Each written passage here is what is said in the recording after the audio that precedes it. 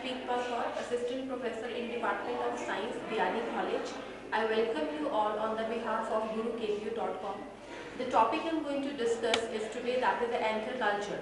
Anther culture is using anthers to produce haploid plants. Basically it is a very good technique so that we can get the haploid plants, and it is a very much helpful in the plant breeding process, where we will have to get the diploid plants in homozygous condition.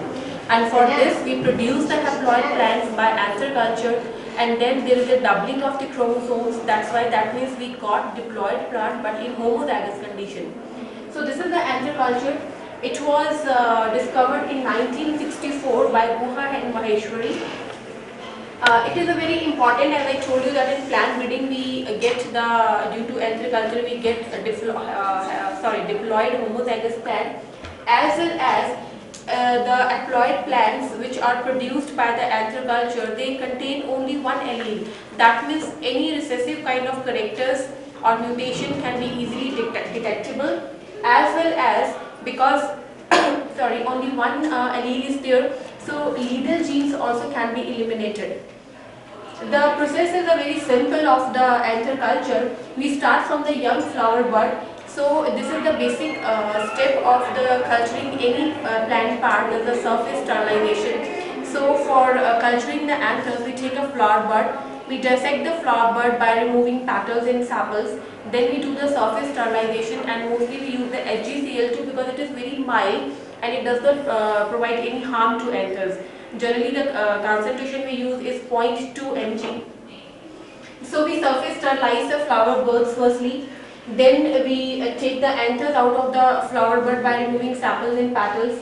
Then we put the anthers in the nutrient medium, and it depends on the variety of the plant from which we got the anthers, which kind of hormone concentration will be there or nutrient concentration will be there.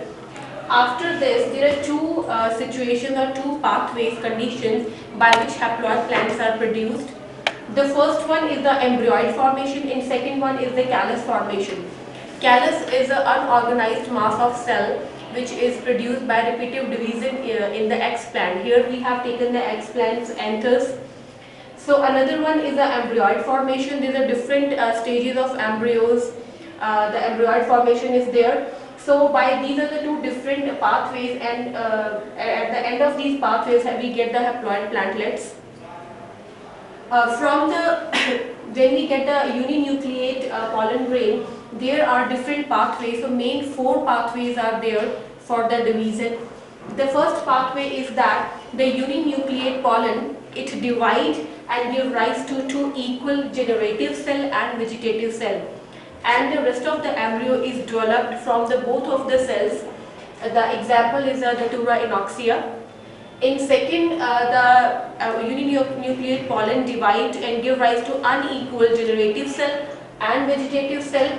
Generative cell degenerate after one or further few division, and from vegetative cell callus or embryo originate due to successive division in this cell.